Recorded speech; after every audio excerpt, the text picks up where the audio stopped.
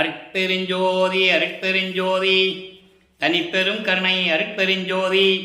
எல்லா உயிர்களும் இன்புற்று வாழ்க, வள்ளல் மலரடி வாழ்க வாழ்க, கொல்லா விரதம் குவர் எல்லாம் ஓங்குக, நல்லோ நினைத்த நலம் பெறுக, நன்றி நினைத்து எல்லோரும் வாழ்க இசைந்து. உலக மக்களே, அறிவார்ந்த அன்பர்களே, ஆண்மைநேய ஒருமைப்பாடுடைய அன்பர்களே, பிள்ளைப்பெருமான் அவர்களுடைய திருவட்பாவிலிருந்து அருட்பெருஞ்சோதி ஆண்டவருடைய திருவிளையாடல்களை பார்த்து கொண்டிருக்கிறோம். அருட்பெருஞ்சோதியுடைய திருவிளையாடல்கள் இதுவரை நாம் 294 பதிவுகளை போட்டிருக்கிறோம். 294 எபிசோடு முடிஞ்சிருக்கு. இன்றைக்கி 295வது எபிசோடு. காரணம், இறைவனுடைய திருவிளையாடல் நடப்பதற்கு காரணம், ஏற்கனவே பிரபஞ்சத்தில் தோன்றிய 4 யுகங்களும், கிரேத யுகம், திரேத யுகம், துவார யுகம், கலியுகம், இந்த 4 யுகங்களும் முடிவடைந்து விட்டன. கலியுகம் 1900 ஆண்டுகளிலே முடிந்து விட்டது. ஒவ்வொரு யுகத்திற்கும் ஆயுள் காலம் உண்டு. கிரேத யுகத்திற்கு 17,28,000 வருடங்களும், திரேத யுகத்திற்கு 12,96,000 வருடங்களும், துவார யுகத்திற்கு 8,64,000 வருடங்களும், கலியுகத்திற்கு 5,000 வருடங்களும். ஒவ்வொரு யுகத்திற்கும் ஆயுள் காலம் உண்டு. அந்த ஆயுள் முடிந்தவுடனே அந்த யுகங்கள் முடிந்துவிடும். ஒவ்வொரு யுகத்திலும் சமயங்களும் மதங்களும் மார்க்கங்களும் தோன்றின. இந்த சமயங்களையும் மதங்களையும் மார்க்கங்களையும் தோற்றுவித்தவர்களை, அதன் பின் வந்தவர்கள் அவர்களை எல்லாம் உருவாக்கி, அதாவது வடிவமாக உருவாக்கி, அவர்களுடைய கர்த்தாக்களை இப்போ சைவ சமயத்துடைய கர்த்தா சிவபெருமான், வைஷ்ணவ சமயத்துடைய கர்த்தா தலைவன் விஷ்ணு. இப்படி ஒவ்வொரு சமயங்களுக்கும் கர்த்தாக்கள் உண்டு. அதாவது பதத்தலைவர்கள் என்று சொல்லுவார் பிள்ளைப்பெருமான் அவர்கள். இவர்களையெல்லாம் உருவாக்கி இவர்களுக்கு ஏற்ற உலகங்களை கொடுத்து, உலகங்களை இயக்குவதற்காக அவர்களுக்கெல்லாம் தொழில்களை கொடுத்து, 5 தொழில்களை கொடுத்து, படைத்தல், காத்தல், அழித்தல், மறைத்தல், அருளல் என்ற 5 தொழில்களையும் கொடுத்து இந்த பிரபஞ்சத்தை இயக்க வைத்தார்கள் அருட்பெருஞ்சோதி ஆண்டவர். அருட்பெருஞ்சோதி ஆண்டவர் ஆதியும் அந்தமில்லா தோன்றிய இறைவன், சுயமாக தோன்றிய இறைவன். இப்படி கலியுகம் எல்லாமே முடிந்த உடனே அந்தந்த யுகத்தில் தோன்றிய சமயங்களும் மதங்களும் மார்க்கங்களும் முடிவடைந்து விட்டது. அதை உருவாக்கிய கர்த்தாக்களும் முடிவடைந்து விட்டார்கள். அவருடைய நிலை மாறிவிட்டது. எல்லா அருளையும் இழந்து வேலை இல்லாமல் அருட்பெருஞ்சோதி ஆண்டவருடைய திருவடியில் இருந்து கொண்டிருக்கிறார்கள் என்பதை திருவற்பாவிலிருந்தே பார்த்து கொண்டிருக்கிறோம். வல்லப்பமானவர்கள் வருவிக்க விட்டதற்கு காரணம் என்ன என்ற நிலையை பார்க்கும்போது, ஏற்கனவே இந்த இந்த சமயங்களிலும் மார்க்கங்களிலும் தோன்றிய மார்க்கங்கள் எல்லாம் அழிந்து விட்ட பிறகு, இப்போ சதுர்யுகத்தில், இப்போ நம்ம ஒளி யுகத்தில் இருந்து கொண்டிருக்கிறோம். பிள்ளைப்பெருமான் அவர்கள் இதை சதுர்யுகம் என்று கூறுவார். இந்த யுகத்தில் வாழ்கின்ற மக்களுக்கென்று ஒரு ஆன்மீக மார்க்கம் வேண்டும், அந்த ஆன்மீக மார்க்கம் சமரசமாக இருக்க வேண்டும் என்ற நிலையில் அருட்பெருஞ்சோதி ஆண்டவர் சுத்த சன்மார்க்கத்தை உருவாக்கி, அந்த மார்க்கத்தை தன் மகன் கையில் கொடுத்து ஒப்படைத்து, இந்த உலக மக்களை எல்லாம் சுத்த சன்மார்க்கத்தில் இணைத்து உலக மக்களெல்லாம் இன்புற்று வாழ வேண்டும் என்பதற்காகவே தனது அருளால் பெற்றெடுத்த ஒரு ஆண்மகனை செல்வப்பிள்ளை என்று பெயரிட்டு வளர்த்து கொண்டிருந்தார் அருட்பெருஞ்சோதி ஆண்டவர். சதாசிவனுடைய கடைசி கட்டத்தில், அதாவது பிரம்மன், திருமால், ருத்திரன், மகேஷனுடைய ஆயுள் காலமெல்லாம் முடிந்து, ஆயுள் காலம் என்பது அவருடைய செயல்கள் அருளாற்றல் காலம். அந்த அருள் காலமெல்லாம் முடிந்த பிறகு இந்த 5 தொழில்களையும் சதாசிவம் செய்து கொண்டிருக்கிறார். அந்த சதாசிவத்துடைய காலம் முடிவதற்கு 51 ஆண்டுகள் பாக்கி இருக்கும்போது தான் அருட்பெருஞ்சோதி ஆண்டவர் தன் மகனை ஒரு தாயின் வழியாக இந்த பூலோகைக்கு வருவிக்க செய்தார். அப்படி நமது பிள்ளைப்பெருமான் அவர்கள் வருவிக்கொட்ட இடம் சிதம்பரம் அருகிலே மருதூர் என்ற ஒரு கிராமம். அங்கே வசித்து கொண்டிருந்த சைவ குலத்தை பின்பற்றி கொண்டிருந்த ராமையா பிள்ளை சின்னையம்மையார் அவர்களுக்கு மகனாக வருவிக்க உற்றார். பிறந்தார்ல வருவிக்க உற்றார்.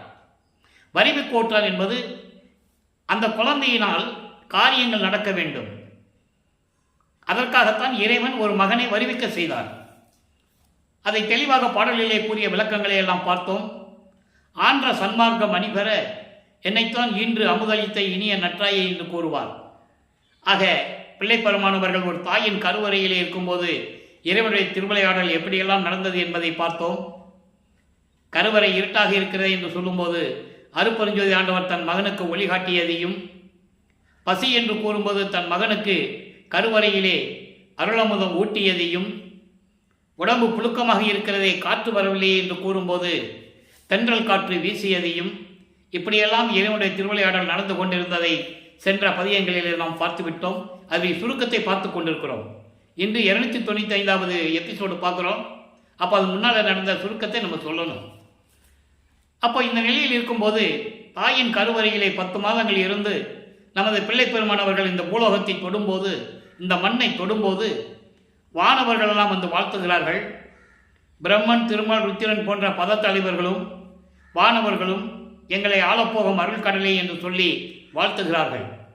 அதன் பிறகு நமது பிள்ளை பெருமானர்கள் 5 மாத குழந்தையாக இருக்கும்போது அவங்க ஒரு திருவிழாவுக்காக நமது குழந்தை இறைவனை அழைத்து செல்லுகிறார்கள். அங்கே தனது மகனுக்கு வெளியாக காட்டினார் அருட்பெருஞ்சோதி ஆண்டவர்.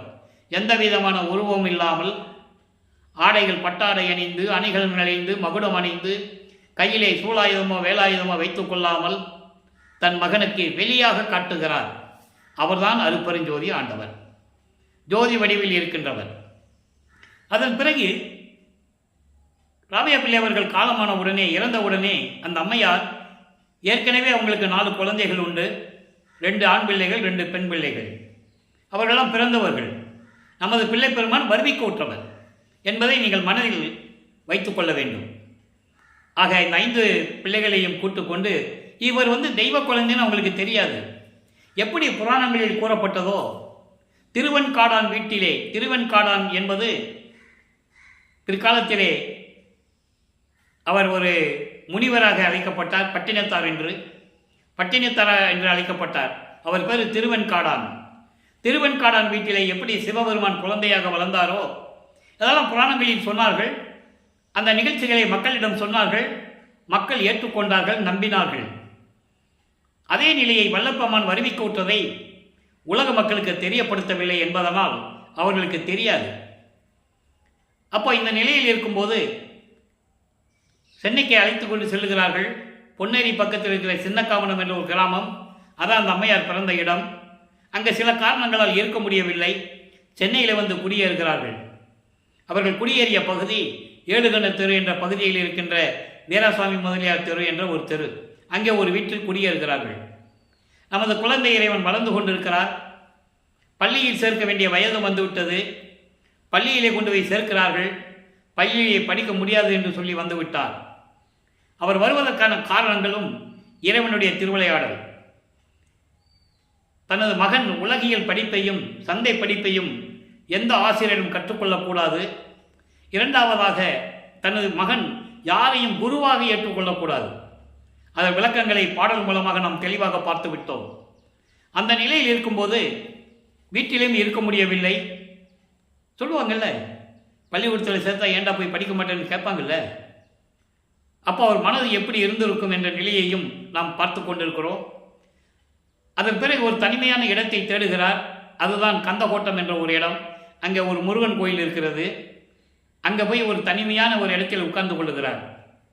அப்போ அங்கே இருக்கிறவங்கள பார்ப்பாங்கல்ல, என்ன நம்மளிங்க பள்ளிக்கூடத்துக்கு போக மாட்டேன்னு சொல்லிட்டியாமே, ஏன் பள்ளிக்கூடத்துக்கு போனாதானே நல்லா இருக்கும், நல்லா படித்தாதானே வாழ்க்கையில் முன்னேற முடியும் அப்படின்லாம் அட்வைஸ் பண்ணுவாங்க, அறிவுறுத்துவார்கள்.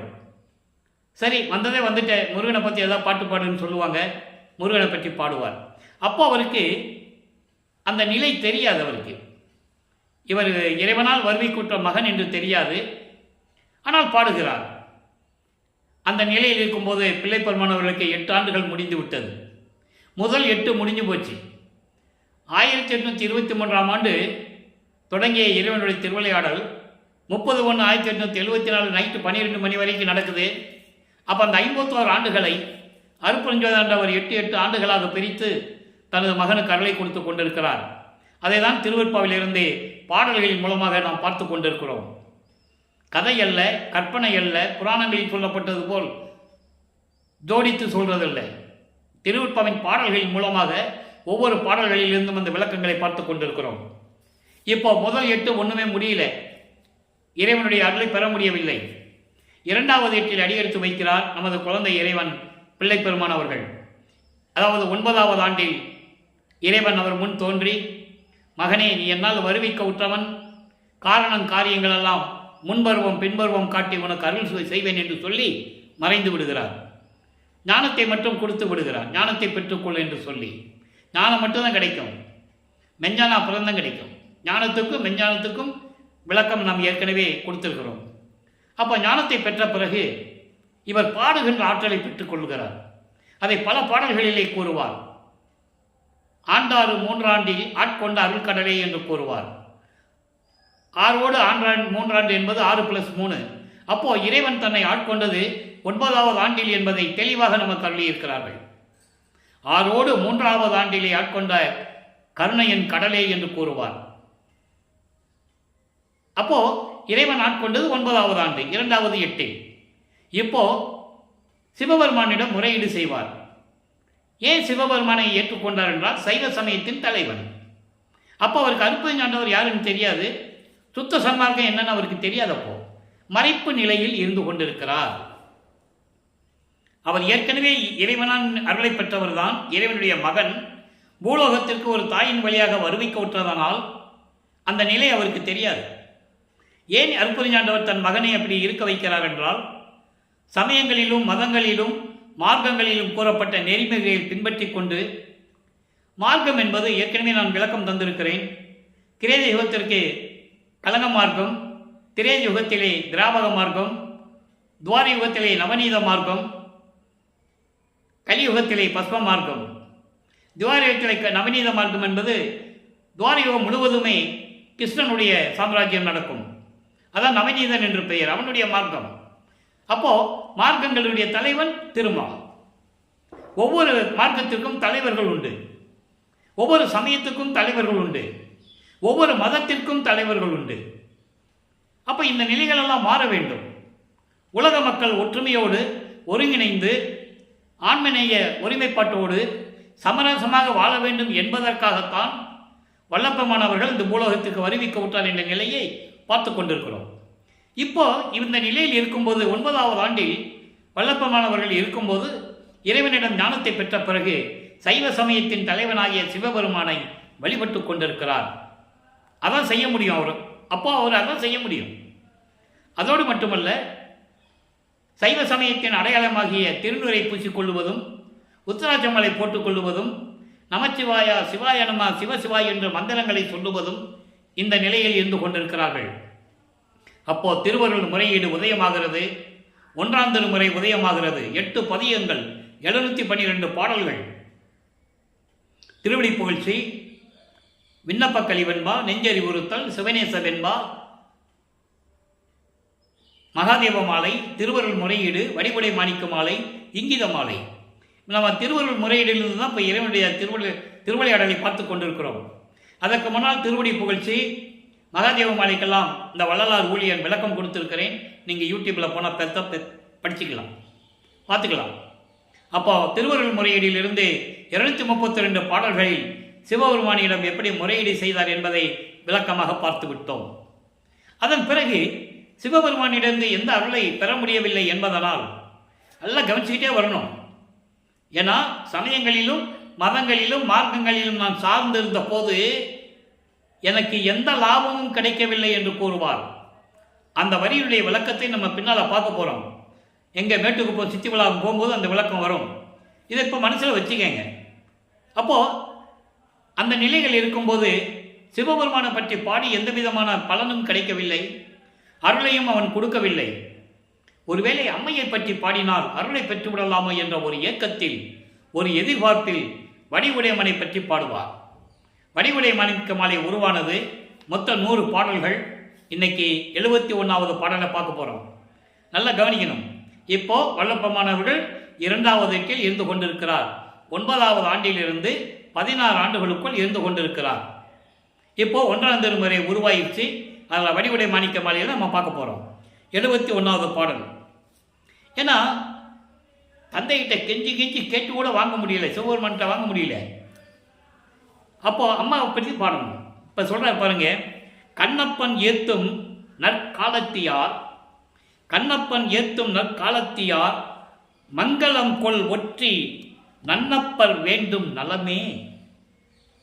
கண்ணப்பர் என்பது ஸ்ரீ காளஹஸ்தியிலே ஒரு வேடன். அந்த வேடன் காட்டிலே விலங்குகளை வேட்டையாடி அதனுடைய மாமிசங்களை கொண்டு வந்து சிவபெருமான் லிங்கத்துக்கு படைப்பான். அங்கே ஒரு லிங்கம் இருக்கும், சிவபெருமானுக்கு படைப்பான். திண்ணப்பன் கண்ணப்பனார் இறைவனுடைய திருவிளையாடல் அங்கே நடந்தது. கண்ணை பறித்து இறைவன் கண்ணிலே வைக்க போனதனால் அவர் கண்ணப்பர் என்று, கண்ணை எடுத்து அப்பியதால் அவர் கண்ணப்பர். ஏதாவது புராணங்களை நீங்கள் படிச்சிருப்பீங்க, அதெல்லாம் விளக்கம் சொல்லணும்னா நமக்கு நேரம் பத்தாது. கண்ணப்பர், காளகஸ்தியில் இருந்த கண்ணப்பர் வணங்கக்கூடிய திருவொற்றியூரில் இருக்கின்ற இறைவன். அப்படிப்பட்ட இறைவனை நீ மணந்து கொண்டாய், மங்களம் கொள் ஒற்றி நன்னப்பர் வேண்டும் நலமே. அப்படிப்பட்ட கணவரை திருமணம் செய்து கொண்டு திருவொற்றியூரில் இருக்கின்ற என் அம்மையே, கண்ணப்பர் ஏற்றக்கூடிய, அதாவது வணங்கக்கூடிய ஸ்ரீ காளகஸ்தியில் இருக்கின்ற இறைவன், திருவொற்றியூரில் இருக்கின்ற இறைவன், அந்த இறைவனை நீ மனம் முடிந்து கொண்டு சந்தோஷமாக இருந்து கொண்டிருக்கிறாயே என் அம்மையே, பரானந்த நன்னறவே, பரமானந்தமாக இருந்து கொண்டிருக்கின்ற நல்ல சுவையான தேன் போன்ற, நரவு என்பது தேன், தேன் போன்ற என் அம்மையே, எண்ணப்படா எழில் ஓவியமே, எண்ணப்படா எழில் ஓவியமே, மனதில் நினைக்க முடியாத அளவிற்கு அரிய நிலையில் இருக்கின்ற அழகான ஓவியமே, என் அம்மையே, எம்மை ஏன்று கொண்ட வண்ண பசும் பொன் வடிவே, வடிவுடை மாணிக்கமே, என்னையும் ஏற்றுக்கொண்ட பொன் வடிவில் இருக்கின்ற, தேகத்தில் இருக்கின்ற என் அம்மையே, வடிவுடை மாணிக்கமே, விரைவில் வந்து எனக்கு அருள்வாயாக என்று முறையீடு செய்கிறார் வடிவுடை மாணிக்கமாடு. வடிவுடையம்மன் மீது தந்தையிடம் பெற முடியவில்லை, தாயிடம் கெஞ்சுகிறார், முறையீடு செய்கிறார். எப்படிப்பட்ட இறைவனை மணந்து கொண்டு நீ மட்டும் மகிழ்வோடு இருந்து கொண்டிருக்கிறாய்? என்னையும் நீ ஏற்றுக்கொண்டாய் அல்லவா? உனது கணவனால் நான் வருவிக்க விட்டவன் தானே, எனக்கு நீ அருள வேண்டாமா என்ற நிலைகள் பாடல்களெல்லாம் நம்ம பார்த்துட்டோம். அப்போ இந்த அளவில் அம்மையை பற்றி பாடுகிறார். இப்போ வல்லப்பமானவர்கள் 12 ஆண்டுகளை நிறைவு செய்து விட்டார். 13வது ஆண்டில் 12வது முடிவடைகிறது. வருவிக்கவுற்ற 13வது ஆண்டில் ஞானத்தை பெற்ற பிறகு அதான் சொல்லுவார். நான் ஏற்கனவே அந்த பாடல்கள் எல்லாம் சொல்லியிருக்கேன். மெய்யர்கள் வியப்பில் சொல்வார், 12 ஆண்டு தொடங்கி இற்றைய பகல் வரை, அதுக்கு பிறகு அவர் வெளியே போறார். நல்லா புரிஞ்சுக்கணும் நீங்க. 12 ஆண்டுகள் வரைக்கும் அவர் இருந்த இடத்துலையே சிவபெருமானையும் வடிவுடை மனைவியை பற்றி பாடிக்கிட்டு இருக்கிறார். 13வது ஆண்டுதான் அவர் முதலாக திருவொற்றியூர் செல்லுகிறார். அவர் குடியிருந்த பகுதியிலிருந்து திருவொற்றியூர் செல்லணும், நடந்து தான் போகணும். நமது குழந்தை இறைவன் கால் வலிக்க நடந்து திருவொற்றியூருக்கு செல்லுகிறார். அங்கே போய் தியாகராஜ பெருமானை பற்றி எப்படியெல்லாம் பாடுகிறார் என்பதை பார்த்தோம். 2ஆம் திருமுறை உருவானது. 113 பதிகங்கள், 1207 பாடல்கள். அதிலே இதுவரையில் நாம் 28 பதிகங்களை பார்த்திருக்கிறோம். அதனுடைய ஒரு சுருக்கம். போய் பாட வேண்டியது, தியாகராஜ பெருமான் முன்னால் நின்றுக்க வேண்டியது, பாட வேண்டியது, எந்த விதமான பதிலும் இல்லை. ஒருவேளை திருமலை வாயில் போனால் அருளை பெற்று விடலாமா என்று சொல்லி திருமலை வாயிலுக்கு போவார். மகனை அலக்கழிக்கிறார்கள், மகனை பக்குவப்படுத்துகிறார், அருட்பெருஞ்சோதி ஆண்டவர். அங்கே போகிறாரு, திருமலை வாயிலுக்கு போகிறாரு. அப்போது திருவொற்றியூர், திருமுல்லை வாயில், திருவள்ளித்தாய் தான் முக்கியமான இடங்கள், சிவபெருமான் கோயில் இருக்கிற இடங்கள். அப்போ திருமலை வாயிலுக்கு போய் அங்கே இருக்கிற சிவபெருமான் பேர் மாசிலாமணி. ஒரு ஊருக்கு ஒரு பேர் உண்டு அவருக்கு. ஒரே ஊரில் 4 கோயில் இருந்தால் 4 பேர் இருக்கும்.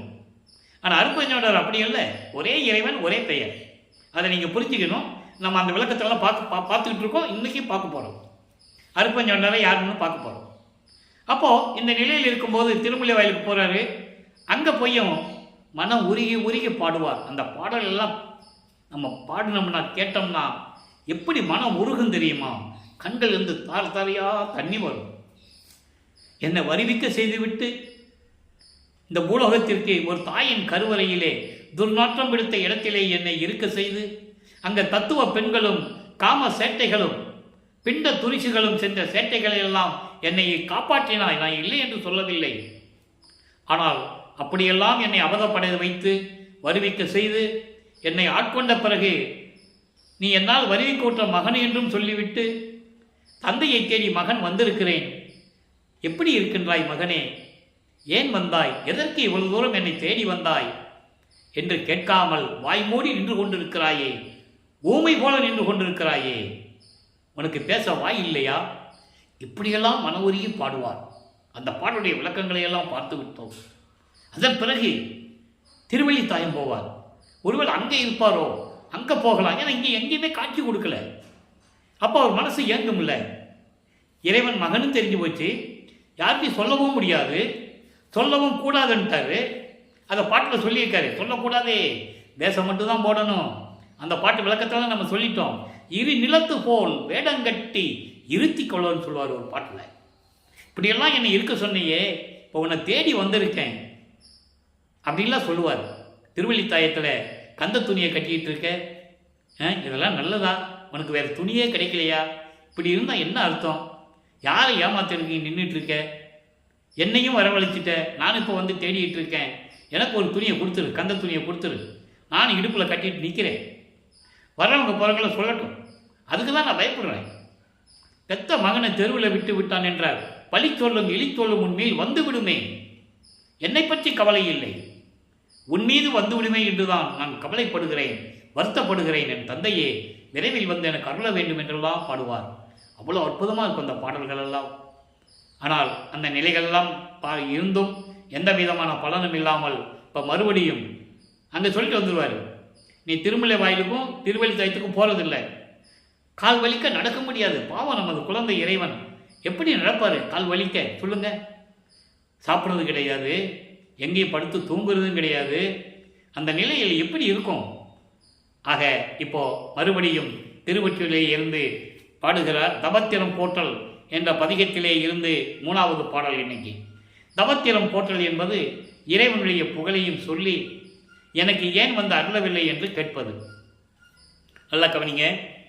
ஆர்க்கும் கடல் கண் அன்று, ஆர்க்கும் கடல் கண் அன்று எழுந்த ஆலகாலம் அத்தனையும் சேர்க்கும் களத்தான் சிவபெருமான் தியாகராஜ பெருமான் திருநடத்தை கார்கண் பொழில் சூழ் ஒற்றி போய் கண்டேன், பிறவி கண்டிலனே, யாருக்கு என்று உரைப்பேன், அம்மா நான் என்ன தவம் செய்தேனோ என்று கூறுகிறார். அதாவது ஒரு காலத்தில் தேவர்களை அரக்கர்கள் துன்புறுத்தும் போது தேவர்களுக்கு வீரம் வர வேண்டும் என்பதற்காகவும் தேவர்கள் வாழ வேண்டும் என்பதற்காகவும் பார்க்கடலை கடந்து அமுதம் எடுத்தார்கள். அந்த பார்க்கடலிலே உண்டான அமுதத்திலே அந்த விஷப்பாம்பு தன்னுடைய விஷத்தை உமிழ்கிறது. அந்த விஷத்தை அதில் கக்கிருச்சு. என்ன செய்தன்னு தெரியாமல் இருக்கும்போது சிவபெருமான் அதை எடுத்து உண்டு கழுத்திலே நிறுத்தி கொண்டான். அதான் இங்கே சொல்றாரு. ஆர்க்கும் கடல், கடல் கடல்னா பார்க்கடல், பார்க்கடலை அன்று கடையும் போது அங்கே ஏற்பட்ட ஆலகால விஷம், கொடிய விஷம், அப்படிப்பட்ட விஷத்தை உண்டு களத்தில் நிறுத்தி கொன்ற இறைவன் என் சிவபெருமான், என் தியாகராஜ பெருமான். அவருடைய திருநடத்தை, அவருடைய திருநடம் என்பது அருள் நடனம். அதை பார்ப்பதற்காக மேகங்கள் சூழ்ந்து அழகாக விளங்கி கொண்டிருக்கின்ற திருவொற்றியூரிலே வந்து உன்னை பார்த்தேன். பார்க்கிறார், நல்லா கவனிக்கணும். ஒருவத்தை பார்க்கிறார், நான் பார்த்தேன், பிறவி துன்பத்தை நீக்கிவிட்டேனே.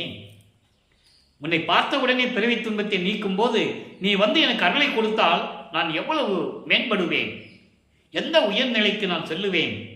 என் தந்தையே, இதை போய் நான் யார்கிட்ட சொல்லுவேன்? நான் யார்கிட்ட சொல்ல முடியும்? எங்கள் அப்பா என்னை தெருவில் விட்டுட்டாரு, நான் போய் பார்த்தா என்கிட்ட பேச மாட்டேன்றாரு, அங்கே போய் பார்த்தா கந்த துணியை கட்டிட்டு இருக்கிறாரு. இதெல்லாம் ஒரே 2ஆம் திருமுறையில் வருவது. அதனால் அது தொடர்ச்சியை சொல்லிட்டு வரோம்னா அற்புதமாக இருக்கும். இப்படியெல்லாம் இருக்கும்போது நான் யார்கிட்ட போய் சொல்லுவேன்? சொன்னால் என்ன நினைப்பாங்க? என் தந்தையை பற்றி என்ன நினைப்பார்கள்? அதை சொல்கிறாரு, யாருக்கு என் உரைப்பேன், நான் யாரிடம் போய் என்னன்னு சொல்லுவேன்? ஐயோ அம்மா என்பது ஒரு ஆச்சரியக்குறியில் ஒரு ஏக்கத்தோடு சொல்கிறது. ஐயோ அம்மான்னு நம்ம சொல்கிறோம்ல, அந்த மாதிரி அம்மா ஐயோ நான் என்ன தவம் செய்தேனோ தெரியலையே, இப்படி பூலோகத்தில் வந்து மாட்டிக்கிட்டேனே என்றெல்லாம் சொல்லி முறையீடு செய்கிறார். எந்த விதமான பலனும் இல்லை. ஆக 9வது ஆண்டிலிருந்து 16 ஆண்டுகள் வரைக்கும் எந்த விதமான பலனும் இல்லாமல் நமது பிள்ளைப்பெருமான் அவர்கள் மனம் உடைந்து, ஏன்னா 16 வயசு ஆகுது, 16 ஆண்டுகள் தான் ஆகுது. அப்போ அவர் மனம் எப்படி இருக்குன்னு கொஞ்சம் நினைச்சு பாருங்க. இறைவனுடைய மகனும் தெரியும், யார்த்தையும் சொல்ல முடியாது, இறைவன் அருளையும் பெற முடியவில்லை. அம்மையை பற்றி பாடியாச்சு, சிவபெருமனை பற்றி பாடியாச்சு, எந்த விதமான பலனும் இல்லை. இப்போ 3வது எட்டில் அடியெடுத்து வைக்கிறார். 3 24. அப்போ 17வது ஆண்டிலிருந்து 24 ஆண்டுகளுக்குள் என்ன நடந்தது என்பதை 3ஆம் திருமுறை உருவானது, 3ஆம் திருமுறைக்குள்ள பாடலை எல்லாத்தையும் நம்ம விளக்கம் பார்த்துட்டோம். 19 பதிகங்கள், 235 பாடலுடைய விளக்கங்களை எல்லாம் பார்த்துட்டோம். அது ஒரு சுருக்கம். இதை சொன்னாதான் அடுத்த நிலைக்கு நம்ம போக முடியும். முன்கதை சுருக்கம். இப்போ எபிசோடு பார்ப்பீங்க, டிவிலெலாம் சீரியல் பார்ப்பீங்க, அப்போ அதுக்கு முன்னால் இருக்கிறதெல்லாம் கொஞ்சம் காட்டுவாங்க, அந்த மாதிரி தான் இது. அப்போ அந்த நிலையில் இருக்கும்போது இப்போது திருவொற்றியூர் போவார். இப்போ காலங்கள் மாறும், காட்சிகளும் மாறும். இப்போ காட்சி கொடுப்பாரு, சிவபெருமான் மகனுக்கு காட்சி கொடுப்பாரு, மறைஞ்சிடுவார். இவர் மனசு இயங்கும். அந்த பாடலெல்லாம் நீங்கள் விளக்கங்கள் நான் ஏற்கனவே சொல்லிட்டேன். நீங்கள் அந்த பதிவெல்லாம் பார்த்தீங்கன்னா அவங்க மனசு அப்படியே உருகும், கண்ணிலிருந்து தண்ணி வரும். அவ்வளவு அற்புதமான நிலைகள்லாம் உண்டு திருவொற்பாவில். மக்களிடையே இப்படியெல்லாம் வல்லற்பெருமான் இருந்தார் என்ற நிலையை யாருக்கும் சொல்லவில்லை. உதாரணத்துக்காக அன்பர்களை, நான் திருவொற்பா பற்றி பேசும்போது மற்ற நூல்களை பற்றி பேசுவதில்லை. எல்லாருக்குமே தெரியும், நான் வெளிநாடுகளில் பேசினாலும் சரி, வெளி மாநிலங்களில் பேசினாலும் சரி, நான் வேறு எந்த சப்ஜெக்டும் பேசுறதில்லை. இருந்தாலும் ஒரு சில நேரங்களில் ஒரு எடுத்துக்காட்டு சொல்ல வேண்டி இருக்கிறது.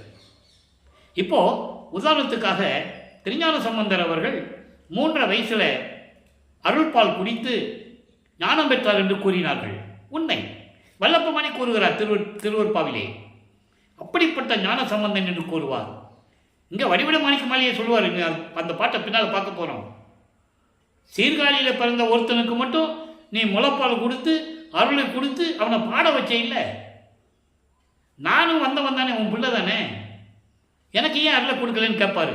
அந்த நிலைக்காக ஒரு உதாரணத்தை சொல்லுகிறேன்.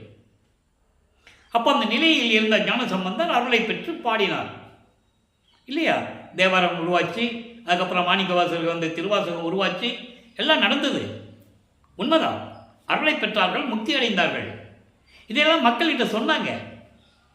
திருஞான சம்பந்தர் நிலையை, திருநாவுக்கரசர் நிலையை, சுந்தரனுடைய நிலையை, மாணிக்கவாசருடைய நிலையை, இந்த 4 சமயக்குறவர்களுடைய நிலையெல்லாம் மக்கள்கிட்ட சொன்னார்கள். இப்படியெல்லாம் இருக்குதுன்னு சொன்னார்கள். தேவாரத்தையும் திருவாசகத்தையும் எடுத்து காட்டினார்கள். பாடல்களை எடுத்து காட்டி விளக்கம் சொன்னார்கள். மக்களுக்கு தெரிந்தது. திருவொற்பாவை பாடல்களை சொல்லி விளக்கம் சொல்ல யாரும் தயாராக இல்லை. அதுதான் உண்மை. சொல்லி இருந்தால் மக்களுக்கு தெரிஞ்சிருக்கும், இவர் இறைவனாக வருவிக்க உற்றவர் என்ற நிலை தெரிந்திருக்கும். அதற்காக தான் கூறுகிறேன். இப்போ என்ன நிலை என்னாச்சு? எந்த விதமான இப்போ காட்சி கொடுக்கிறார், மறைஞ்சிறார். அதுக்கு தான் சொல்ல வந்தேன் நான். இது ஏன் சொல்கிறேன் என்றால், இறைவனுடைய நிலையை, வல்லப்பெருமானுடைய அருள் தன்மையை இப்படியெல்லாம் இந்தந்த ஆண்டுகளில் இருந்தார் என்று மக்களிடம் சொல்லி இருந்தார்கள் என்றால் 202 ஆண்டுகளாக அவருடைய நிலையை மக்களுக்கு தெரியப்படுத்தியிருக்க வேண்டும். தெரியல. அதனால் ஒரு சாமியார், முக்காடு போட்ட சாமியார் வடலூரில் இருந்தார், சோறு போட சொன்னார், சோறு போட்டுட்டு இருக்காங்க, பசியை போக்கிட்டு இருக்காங்க, இப்படி தான் பொதுப்படையாக பேசினாங்க இல்லையா? அப்போது 3ஆம் திருமுறையில் அந்த 18, 19 பதியங்களையும் இப்போ காட்சி கொடுக்குறாரு.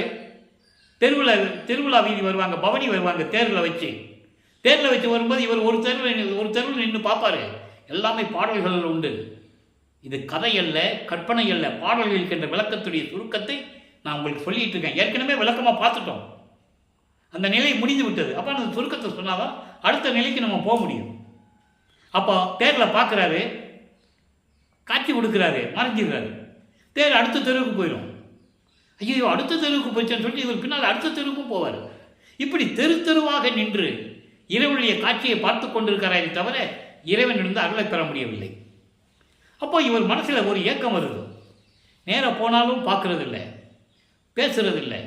இப்போ காட்சி கொடுத்தாலும் ஏன் மகனேன்னு பேசுறதில்லை. அவர் என்னதான் நினச்சிட்டு இருக்காரு மனசுலன்னு தெரியல. அப்போது நாரையும் கிளிகளையும் தூது அனுப்புவார். நாரையும் கிளியும் நாட்டூரும் தூது என்ற பதிகத்தில் இருக்கின்ற 10 பாடல்களை விளக்கமாக பார்த்து விட்டோம். அவ்வளவு அற்புதமாக இருக்கும். எந்த விதமான பதிலும் இல்லை.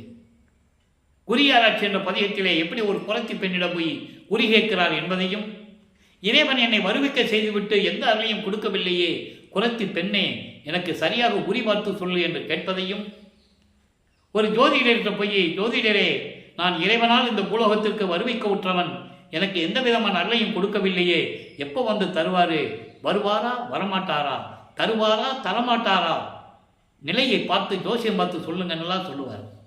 எவ்வளோ அற்புதமாக இருக்கும் தெரியுமா? உலகியல் இருக்கிறது போல. இப்போ உலகியலில் இருக்கிறவங்க குடும்பத்தில் பிள்ளைகளுக்கு கல்யாணம் பண்ணணும், இல்லைன்னா குடும்பத்தில் ஒரு கஷ்டம் வருது, அதுக்கு ஜோசியம் பார்த்து ஏதாவது பரிகாரம் செய்யணும், இப்படியெல்லாம் போவாங்கல்ல. அதை மாதிரி அவருடைய நிலையை அங்கே குறிப்பிடுகிறார். நான் இப்படியெல்லாம் இருந்தேன் என்று குறிப்பிடுகிறார். இறுதியாக 19வது பதிகத்திலே, காதல் மாட்சி என்ற பதிகத்திலே, சிவபெருமான் எப்படி இவரை திரும்பி பார்க்காமல் ஓடுகிறார் என்பதையும், இவரும் பின்னால் ஓடிப்போய் ஓட்டத்தை பிடிக்க முடியவில்லை என்பதையும் காதல் மாட்சி பதிகத்திலே 10 பாடல்களுடைய விளக்கத்தை பார்த்து விட்டோம். திரும்பி பார்க்காமல் ஓடுகிறார், நான் பின்னால் ஓடியும் அவர் ஓட்டத்தை பிடிக்க உண்ணாதே, இப்படியெல்லாம் சொல்லுவார். அப்போ அங்கே இருக்கிறவங்க அவரை கேட்பாங்கல்ல, கலியுகத்தில் இது நடக்குது. 1823ஆம் ஆண்டு கலியுகத்தில் இவர் வருவிக்க விட்டுறார். 1900 ஆண்டில் கலியுகம் முடிய போகுதுன்னு சொல்லிட்டாரு. இந்த நிகழ்ச்சி நடக்கும்போது 1847ஆவது ஆண்டு. அப்போ வல்லப்பமானவர்களுக்கு 24 ஆண்டுகள் வரையில் இருக்குது. வருவிக்க விட்டு 24 ஆண்டு ஆகிப்போச்சு. அப்போ 1823 24 கூட்டம் 1847 கலியுகத்தில் இருக்கிறார்.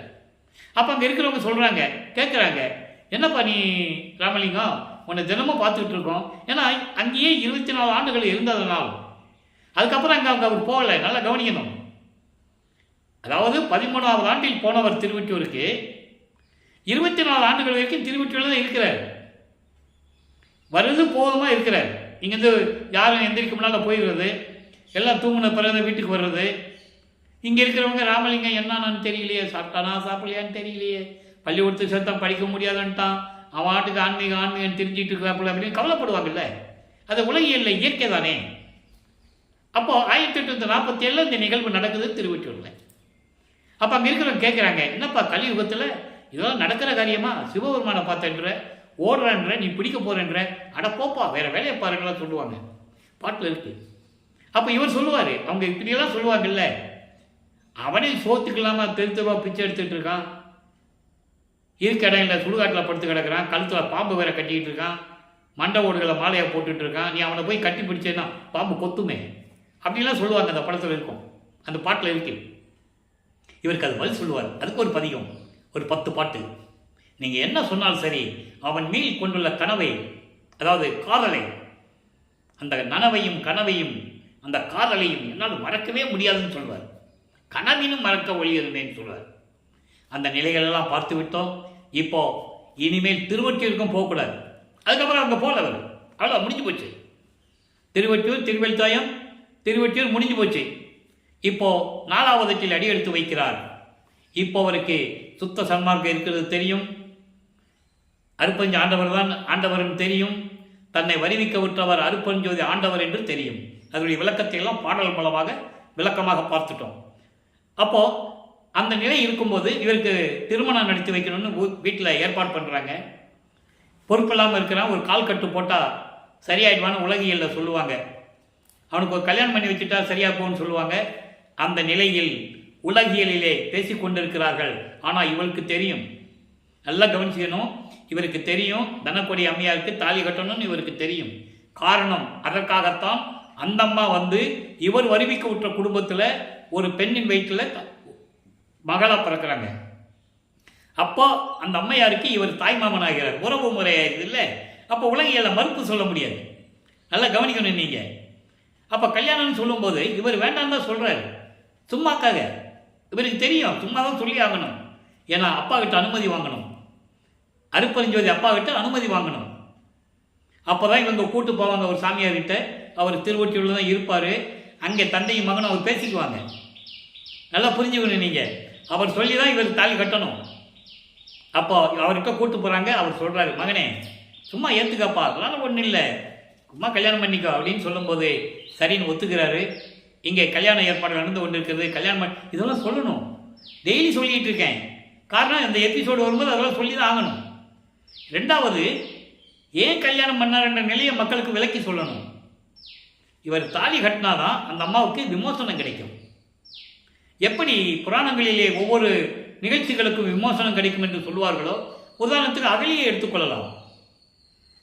கௌசிக முனிவனால் ஏற்பட்ட அந்த சாபத்தை ராமர் பாதம் பட்டாதான் உனக்கு தீர்வுன்னு சொல்லிட்டு சாபம் விடுவார்.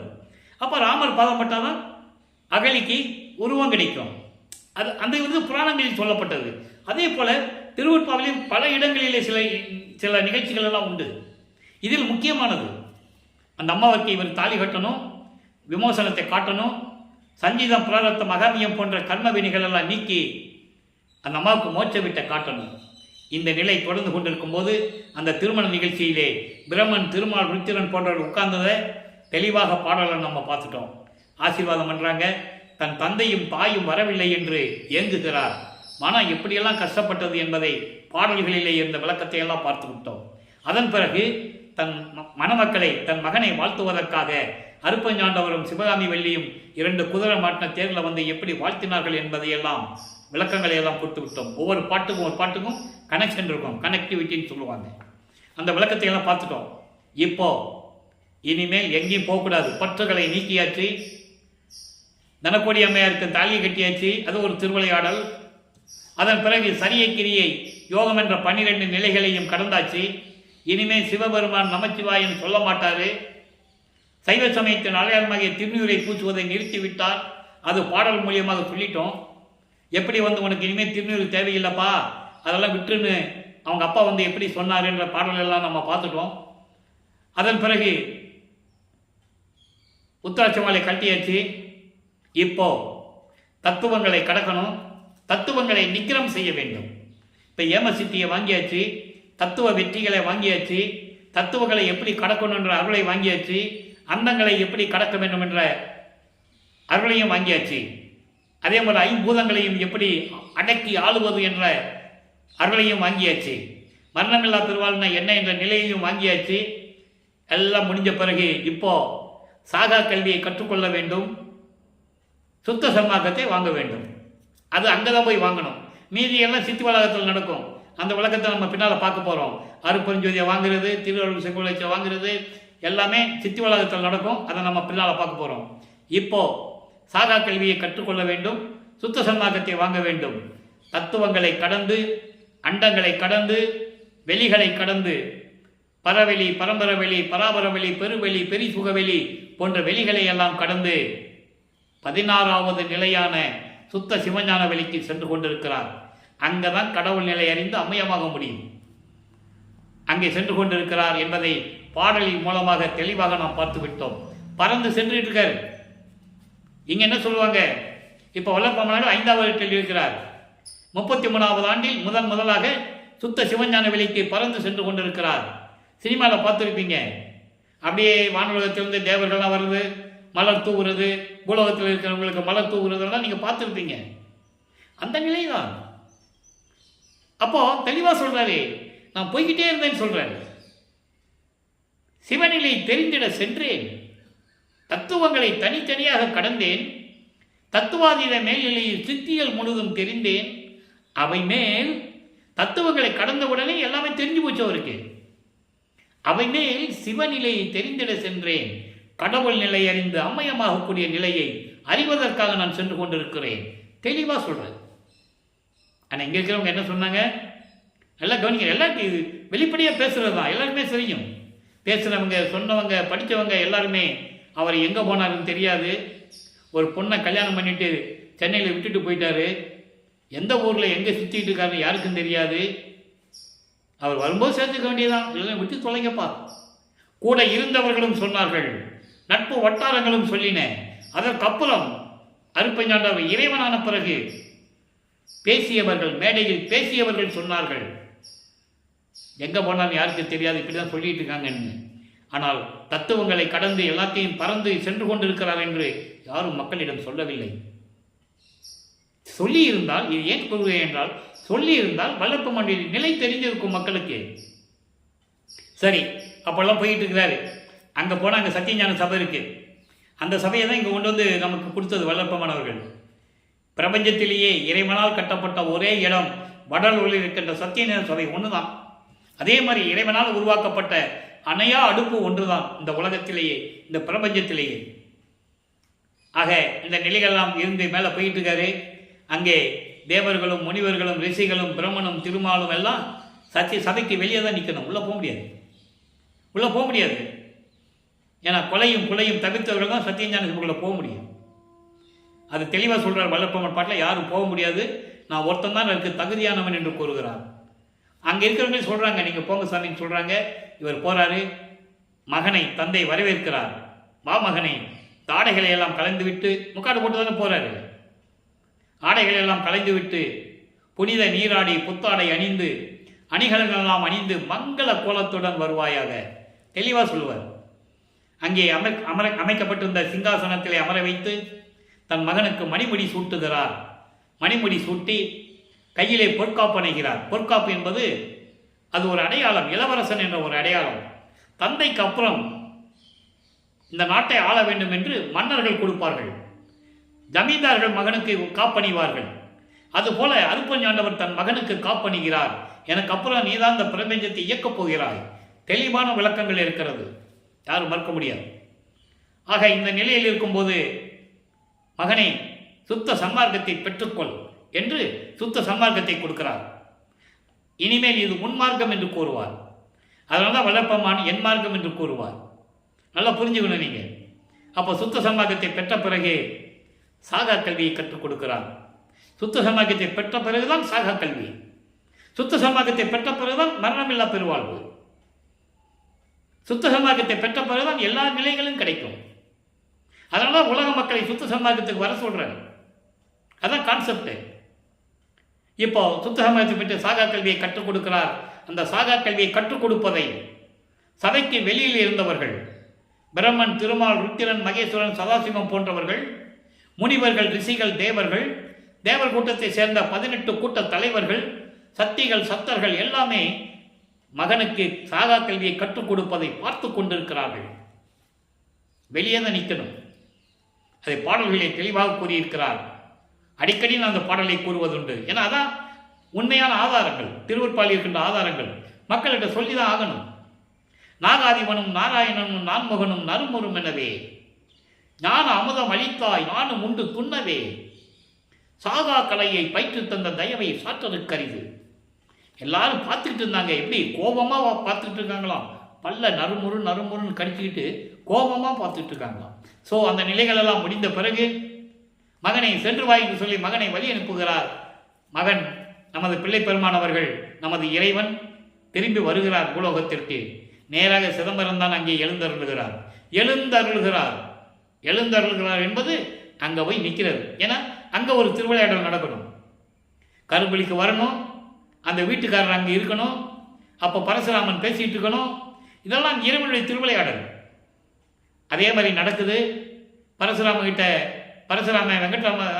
வெங்கடேச ஐயர்கிட்ட வெங்கடம ரெட்டி கிட்ட சொல்கிறாரு, இவன் என் தம்பி வீட்டுக்கு கூட்டு போயிருங்க, கரும்புலியில் எங்கள் வீட்டில் வைங்கன்னு சொல்லி இங்கே கூட்டு வராங்க. கரும்புலியில் அமர்ந்து கொள்கிறார். இப்போ வல்லப்பமானவர்கள் 6வது எட்டில் இருந்து கொண்டிருக்கிறார். அதை இப்போ நம்ம லைவாக பார்த்துக்கிட்டு இருக்கோம். 40 ஆண்டுகளுக்கு முடிந்ததெல்லாம் நம்ம ஏற்கனவே எபிசோடில் நடந்தது, அதனுடைய சுருக்கங்கள் எல்லாம் பார்த்துக்கிட்டு வந்துட்டோம். இப்போ லைவில் பார்த்துக்கிட்டு இருக்கோம். இப்போ வல்லப்பமானவர்கள் தந்தையும் மகனும் உரையாடியபடி, அருப்பஞ்சாண்டவரும் வல்லப்பமானவர்கள் உரையாடியபடி இந்த உலகிற்கு, இந்த பிரபஞ்சத்திற்கு ஜீவகாருண்ய ஒழுக்கத்தை உருவாக்கி தர வேண்டும். அப்போ ஜீவகாருண்ய ஒழுக்கம் என்றால் என்ன? ஒரு தர்மசாலை வேண்டும், பசியை போக்க வேண்டும். பசி, பிணி, தாகம், இச்சை, எளிமை, பயம், கொலை என்ற 7 பிரிவுகளில் உண்டு ஜீவகாருண்ய ஒழுக்கம். அதை விளக்கங்களை நம்ம பின்னால் பார்க்க போகிறோம். பின்னாலே என்பது மேட்டுக்குப்பம் போகும்போது தான் பார்ப்போம். தர்மசாலையை விட்டு வல்லப்பமானவர்கள் எப்போ தர்மசாலையை விட்டு மேட்டுக்குப்பம் செல்லுகிறார்களோ அப்போ உங்களுக்கு ஜீவகாருண்ய ஒழுக்கம் கிடைக்கும். அப்போது இந்த நிலையில் இருக்கும்போது தர்மசாலை வேணும். அப்போ பார்வதிய மக்கள்கிட்ட ஏற்கனவே வல்லப்பமானவர்கள் பேசியபடி அந்த ஊர் மக்கள் தானமாக கொடுக்கிறார்கள்.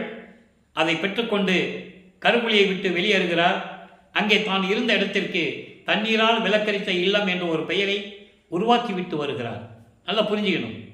அந்த அம்மா முத்தையல் அம்மா, அதாவது வெங்கட ரெட்டியாருடைய மனைவி முத்தையல் அம்மை அவர்கள் என்ன நினைச்சிட்டு தண்ணி செம்பு வச்சது, அதெல்லாம் இறைவனுடைய திருவிளையாடல். நல்லா புரிஞ்சுக்கணும் நீங்கள். இவர் கருமொழியில் இருக்கும்போது எல்லா ஆற்றலையும் பெற்றவர், பிரபஞ்சத்தை இயக்கக்கூடிய ஆற்றல் பெற்றவர் நம்ம பிள்ளை பெருமானவர்கள். அவருக்கு தண்ணி இருந்தான்னா, எண்ணெய் இருந்தான்னா எப்படி விளக்கு எரியும்? இவர் உடம்பே ஒளி உடம்பு, பிரகாசமான உடம்பு. ஆனால் அந்த இடத்திற்கு ஒரு பெயர் வர வேண்டும், தான் இருந்த இடத்திற்கு ஒரு பெயர் வர வேண்டும் என்ற ஒரு நிலைக்காக அங்கே தண்ணீரால் விளக்கெடுத்த இடம் என்று ஒரு பெயர் வந்தது. அந்த அம்மா வந்து கேட்க, சாமி மன்னிச்சுக்கங்க சாமி, நான் மறந்துட்டேன் சாமி, என்னைக்கு பதிலாக தண்ணி வச்சுட்டுமே, நான் அங்கே போன இடத்துல என் மனசு ஒரு நிலையில் இல்லை சாமி, எப்படி சாமி விளக்கு எரிஞ்சது? இறைவன் அருளால் எரிந்ததம்மா, நானும் கவனிக்கவில்லை, என்னை என்றுதான் விளக்கிலே ஊற்றினேன், நானும் கவனிக்கவில்லை, விளக்கு எரிந்தது, விடுங்கள் அம்மா, எல்லாம் இறைவனுடைய செயல், முடிஞ்சு போச்சா? அதான் விளக்கம், எல்லாம் இறைவன் செயல். உடனே அந்த இடத்துக்கு அந்த பெயரை உருவாக்கிவிட்டு அங்கிருந்து இடம்பெயர்ந்து தர்மசாலையை ஒரே நாளிலே உருவாக்கி 23/5/1867 அன்றைய அணை அடைப்பை மூட்டி உணவை சமைத்து பசியோடு வருகின்றவர்களுக்கு பசியை போக்கிக் கொண்டிருக்கிறார். நம்மளையெல்லாம் படைத்து காத்து கொண்டிருக்கின்ற இறைவன் அருட்பெருஞ்சோதி ஆண்டவராகிய வல்லற்பமானவர்கள். 2 பேரும் ஒன்றுதான்ற நிலையை நம்ம பின்னால் பார்க்க போகிறோம். இப்போ இந்த நிலையில் இருக்கும்போது இப்போ கரும்பலியிலே உறைவிடமாக கொண்டுள்ளார்கள். அதன் பிறகு சங்கராச்சாரியார் வந்தது, அங்கே இறைவனுடைய திருவிளையாடலை நடத்தியது, சில அற்புதங்களை காட்டியது, எல்லா விளக்கத்தையும் பார்த்துட்டோம். சங்கராச்சாரியர் வந்து சமஸ்கிருதம் தான் தாய்மொழி என்று சொல்ல, தமிழ் தந்தை மொழியாக இருக்கட்டுமே என்று கூறியதையும் அங்கே அற்புதங்கள் நடத்தியதையும் பார்த்து விட்டோம்.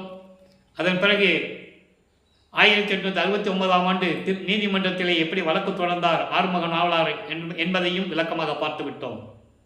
நமது பிள்ளை பெருமான் எப்படி அங்கே எழுந்தருளினார், எப்படி நீதிபதிக்கு காட்சி கொடுத்தார், இவர் காட்சி கொடுத்த உடனே நீதிபதி எந்திரிச்சு நின்ன உடனே எப்படியெல்லாம் எல்லாரும் எந்திரிச்சு நின்றார்கள், வாக்குவாதம் அதாவது விவாதம் எப்படி நடந்தது, விசாரணை எப்படி நடந்தது என்ற விளக்கங்களை எல்லாம் தெளிவாக பார்த்து விட்டோம். நீதிபதி திரு அருப்பாவை மறுப்பா என்று அறிவிக்க முடியாது, இந்த வழக்கை தள்ளுபடி செய்கிறேன், நான் உணர்ந்து விட்டேன், திருவற்பாதான் மக்களுக்கு ஏற்றது என்ற தீர்ப்பை பெற்றுக்கொண்டு நமது பிள்ளை பெருமானவர்கள் இங்கே தர்மசாலைக்கு வருகிறார்கள்.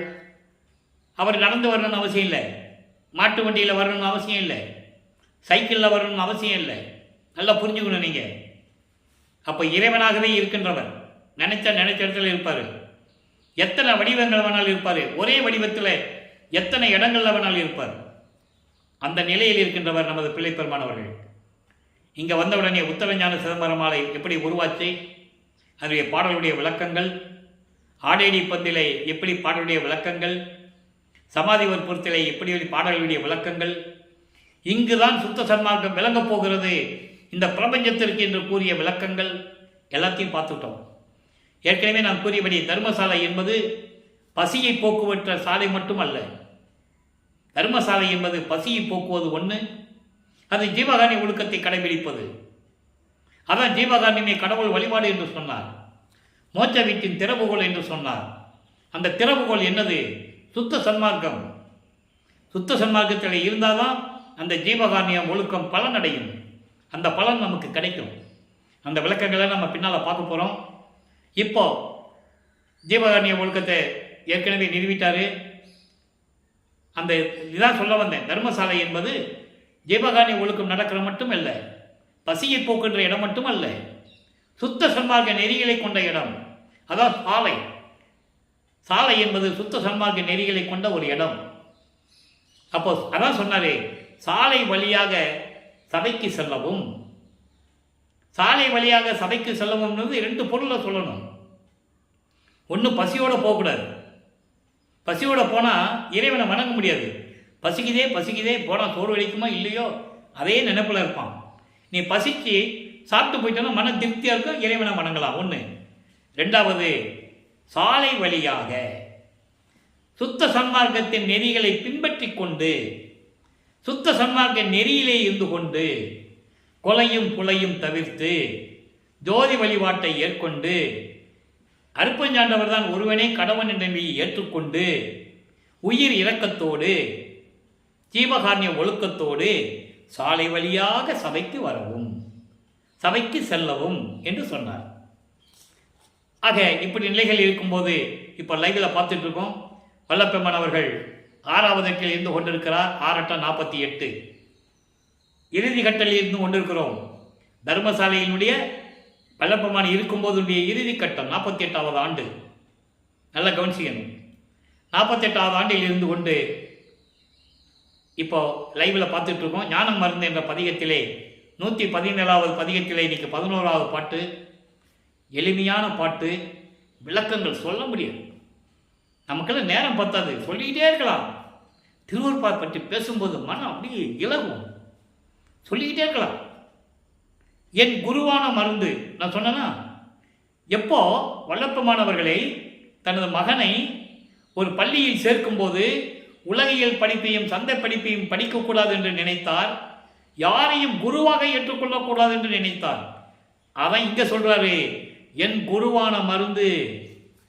வார்த்தைகள் சும்மா இல்லை, திருவருட்பா சும்மா கிடையாது, அவ்வளவு விளக்கங்கள் இருக்கு. அந்த குரு சொல்லிட்டாரா, என் குருவான மருந்து. அப்பனா அவருக்கு வேற எந்த குரு கிடையாது, யாரையும் அவர் மண்டியிட்டு வணங்கியது இல்லை. பிரம்மன், திருமால், ருத்திரன் யாராக இருந்தாலும் சரி, அவர்களெல்லாம் என் முன் வழியில்லை என்று சொல்லுவார். ஏன் கேட்பாங்க அருப்பஞ்சாண்டவர், ஏற்கனவே அவங்க 5 தொழில் பார்த்துக்கிட்டு இருந்த மகனின்னு கேட்பாரு. இல்லை, உன்னால் பார்த்தார்கள், நீ தானே அவங்களுக்கு கொடுத்த. அவங்க செத்து செத்து பிறக்க வேண்டும், பிறக்க வேண்டும், இறக்க வேண்டும். செத்து செத்து பிறக்கும் இந்த தேவர்கள் என் முன் வழியிலர் என்று கூறுவார். அப்படிப்பட்டவர் வளர்ப்பமான அதை சொல்றாரு, என் குருவான மருந்து, என்றும் என் தெய்வமாகி இருக்கும் மருந்து. எக்காலத்திலும் ஆதியும் அந்தமெல்லாம் தோன்றி சுயமாக இருக்கின்ற எனது இறைவன் அருட்பெருஞ்சோதி ஆண்டவர். என் அன்னை என்னும் மருந்து, தாய் உள்ளம் கொண்ட இறைவன், தாயன்பு கொண்ட இறைவன். நீயே என் தந்தை அருளுடையாய், என்னை நேர்ந்து பெற்ற தாயே என்று சொல்வார். அதான் சொல்றாங்க, என் அன்னை என்னும் மருந்து, தாய் போன்ற பாசமுடைய அன்புடைய என் இறைவன். மருந்து என்றால் இறைவன். என்றும் என் தந்தையாகிய இன்பம் மருந்து சொல்லிட்டாரா, என்றும் என் தந்தையாகிய. இப்போ வல்லப்பமானுக்கு தந்தை யாரு? அருட்பெருஞ்சோதி ஆண்டவர். உறுதிபட கூறுகிறார், உலகியலிலே நடந்தது அது திருவிளையாடல். அதுக்கு நிறைய விளக்கங்கள் உண்டு, மணிக்கணக்கில் பேசலாம். என் தந்தையாகிய மருந்து, என்றும் என் தந்தையாகிய இன்பம் மருந்து. அப்படிப்பட்ட இறைவன் எனக்கு ஒரே தந்தை, மெய் உறவு, மெய்ப்பொருள் என்று கூறுவார். இப்போ இதெல்லாம் சொல்லிட்டாரா, இறைவனுடைய நிலையை சொல்லிட்டாரு, இவர் யார் என்ற நிலையும் சொல்லிட்டாரு. இப்போ 117வது பதிகம் அனுபவ மாலையிலே 71வது பாடல். நிறைய விளக்கங்கள் இருக்கு மகனே, எனக்கு நேரம் பத்தலை, எனக்கு ரொம்ப வருத்தம் தான். இதே 1 மணி நேரம் நம்ம சொல்ல வேண்டியிருக்கு. இங்க பாருங்க, விடிந்தது விடிந்தது இவரை மனைவியாகவும் இறைவனை கணவனாகவும் வர்ணனை செய்து இந்த பாடலில் நாம் கருளி இருக்கிறார்கள். விடிந்தது, தேர் ஆணவமும் காருள் இருள் நீங்கியது, வெய்ய வினைத்திரள் எல்லாம் வெந்தது, மாயை ஒளிந்தது, மாமாயை ஒளிந்தது, திரை தீர்ந்தது. இது வரைக்கும் விளக்கம் சொல்றேன். விடிந்தது, அருட்பெருஞ்சோதி உதயமாகிவிட்டது, இருள் நீங்கியது, ஆணவம், கண்மம், மாயை, மாமாயை, துரோதை 5ம் நீங்கிவிட்டது. இந்த 5 சொல்றாரு. ஆணவம், வெய்ய வினை, கர்ம வினைகள், சஞ்சீதம், பிராரத்தம், அகாமியம் போன்ற கர்ம வினைகளும் நீங்கியது. எப்படி நீங்கியது? விடிந்தது. எப்படி விடிந்தது? அதாவது அருட்பெருஞ்சோதி வந்துவிட்டது, உதயமாகிவிட்டது, அருட்பெருஞ்சோதி உதயமாகிவிட்டது, எல்லாமே விடிந்தது, வெந்ததுன்ட்டார். திரை தீர்ந்தது. திரை என்பது துரோதை, அதான் பயங்கரமான மறைப்புகள் இருக்கிறது. அதை தான் திரை விளக்கம் சொன்னார். எதுல? அருட்பெருஞ்சோதி அகவல்ல சொன்னார் திரை விளக்கம். கரும்பெரு திரை, நீலத்திரை, பச்சை திரை, வெண்திரை, பசுமை திரை எல்லாம் சொல்லுவார். அதான் துரோதை. அப்படியெல்லாம் தீர்ந்தது, பேரொளி உதயம் செய்தது சொல்லிட்டாரா. அருட்பெருஞ்சோதி உதயமாகிவிட்டது, விடிந்தது, அறியாமை நீங்கிவிட்டது, ஆணவம், கண்மம், மாயை, மாமாயை, துரோதை எல்லாம் ஒழித்து விட்டது. எதனால்? சுத்த சன்மார்க்கத்தை பெற்றதனால். அதான் நமக்கு சுத்த சன்மார்க்கத்தை வர சொல்றாரு. இனி தலைவர் வரும் தருணம். அருட்பெருஞ்சோதி முன்ன வந்தாச்சு. ஓசை வரும் முன்னே யானை வரும் பின்னன்னு சொல்லுவாங்க. யானை வருதுன்னா அந்த மணி சத்தம் கேட்குமா? அந்த மாதிரி அருட்பெருஞ்சோதி உதயமாயிடுச்சு, விடிஞ்சிருச்சு, இறைவன் வருகிறார். இறைவன் இனி தலைவர் வரும் தருணம். சுத்த சன்மார்க்கத்தின் தலைவன் எனது கணவன் வருகின்ற தருணம். தோழிகிட்ட சொல்ற மாதிரி இந்த பாடலை சொல்றாரு. அப்புறம் உலகியலுக்கு எப்படி சொல்றாருன்னு சொல்றேன். ஆதலினால் வருந்தருணம் திடம்பெற நான் தனித்து இருக்க வேண்டும். திடம்பெறம் என்றால் அவனிலிருந்து அருளை பெறுவதற்காக நான் தனித்து நிற்க வேண்டும். நான் தனித்து இருக்கணும், தனியாக இருக்கணும், அவன்கிட்ட அருளை பெறணும்.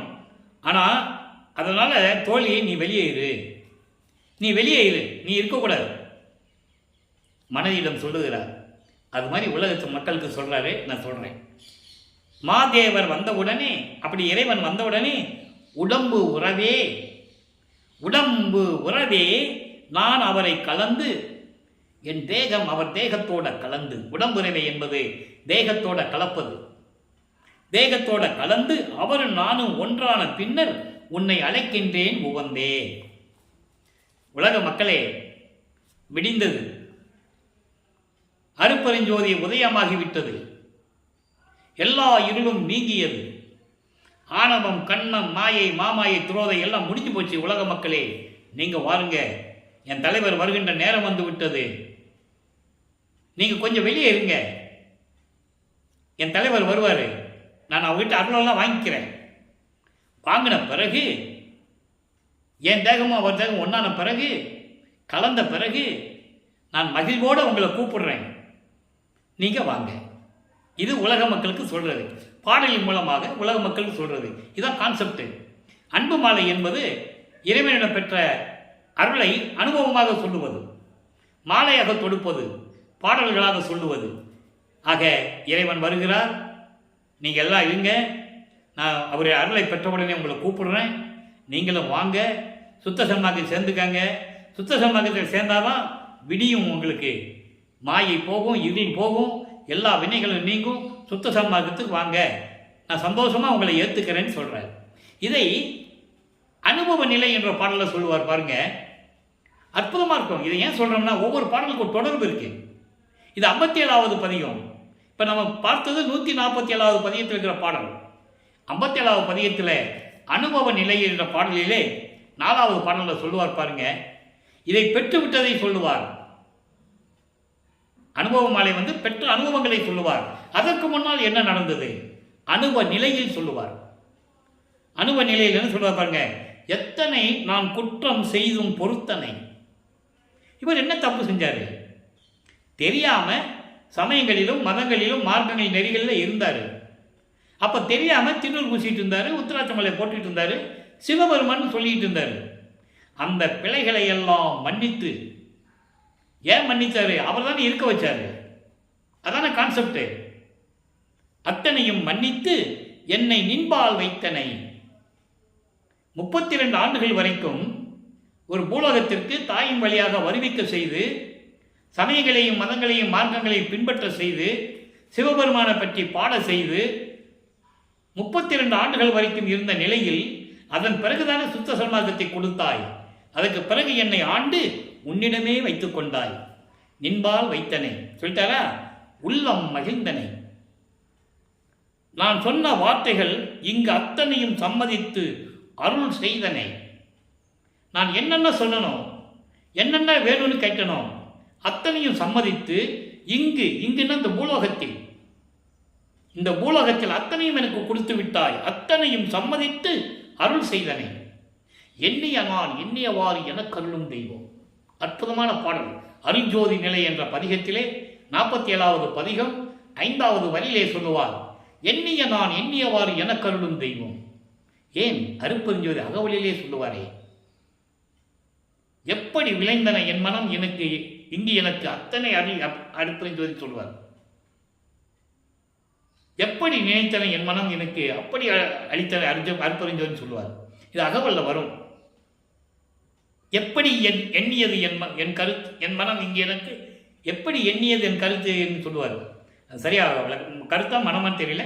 எப்படி எண்ணியது என் மனம் எப்படி எண்ணியது என் மனம் இங்கு எனக்கு அப்படி அருளி அருட்பெருஞ்சோதி சொல்லுவார். ஆக எப்படியெல்லாம் நான் நினைத்தனோ அப்படியெல்லாம் இந்த பூலோகத்தில் எனக்கு கொடுத்து மகிழ்வித்தாய், அருள் செய்தனை அம்பலத்தே முத்தனையாய். திருச்சிற்றம்பலத்திலே முத்து போன்று விளங்கிக் கொண்டிருக்கின்ற என் அருட்பெருஞ்சோதியே, இன்னைக்கு என் மேல் இருக்கின்ற மோகம் என்ன? என்னால் ஏன் இவ்வளவு அன்பு, ஏன் இவ்வளவு பாசம், எதற்காக கேட்கிறாரு? அதான் பதில் சொல்றாரே அனுபவ மாலையிலே. நாங்கள்லாம் ஒன்றா சேர்ந்த பிறகு உங்களை கூப்பிடுறோம் வாங்க, நாங்கள் கலந்த பிறகு உங்களை கூப்பிடுறேன், சந்தோஷமாக வாங்கன்னு சொல்கிறேன். ஆக இன்று பார்த்த பதிவுகளிலே 1ஆம் திருமுறையிலிருந்து வரிமிக்க ஊற்று ஆண்டிலிருந்து 48 ஆண்டுகள் வரைக்கும் எப்படியெல்லாம் நடந்தது என்பதை பாடல்களிலே நாம் பார்த்துவிட்டோம். ஒவ்வொரு காலகட்டங்களிலும் தந்தையிடமிருந்து எப்படி அருளை பெற்றார் என்ற நிலையையும் பார்த்துவிட்டோம். எனவே அன்பர்களே, இறைவனுடைய திருவிளையாடல் தொடரும். இன்னும் நிறைய நம்ம எபிசோடு பதிவுகள் போட வேண்டியதற்கு தினமும் பாருங்க. இறைவனை எப்படி நடந்தது திருவிளையாடல் என்ற நிலை உங்களுக்கு புரியும். நீங்களும் சுத்த சன்மார்க்கத்தில் இணைந்து அருட்பெருஞ்சோதி அருட்பெருஞ்சோதி தனிப்பெருங்கருணை அருட்பெருஞ்சோதி என்ற மகாமந்திரத்தை சொல்லி ஜோதி வழிபாடு செய்து முக்கியமாக மாமிச உணவுகளை தவிர்க்க வேண்டும், சைவ நெறியில் இருக்க வேண்டும், எந்த உயிர்களையும் அதாவது மனசுக்கு அறிந்து செய்யக்கூடாது. இதெல்லாம் இந்த நிலையில் இருந்து கொண்டு நீங்கள் இறைவனை வணங்கி இறைவனுடைய அருளையும் செல்வங்களையெல்லாம் பெற்று நீங்கள் வாழ்வாங்க இந்த வையகத்திலே வாழ வேண்டும். நோயற்ற வாழ்வில் நீங்கள் வாழ வேண்டும். அதற்கு நீங்கள் சுத்த சன்மார்க்கத்தில் இருக்க வேண்டும். எனவே சுத்த சன்மார்க்கத்தில் இணைந்து இறைவனுடைய அருளையும் பொருளையெல்லாம் பெற்றுக்கொண்டு நீங்கள் வாழ வேண்டும் என்று இறைவனுடைய தயவாலையும் கருணையாலையும் வாழ்த்தி இந்த வள்ளலார் ஊழியன் விடைபெறுகிறேன். மீண்டும் நாளை சந்திப்போம். நன்றி, வணக்கம். அருட்பெருஞ்சோதி அருட்பெருஞ்சோதி தனிப்பெருங்கருணை அருட்பெருஞ்சோதி. நாளையும் இறைவனுடைய திருவிளையாடல் தொடரும். கண்டு மகிழ்ந்து இறைவனுடைய அருளை பெற்றுக்கொள்ளுங்கள்.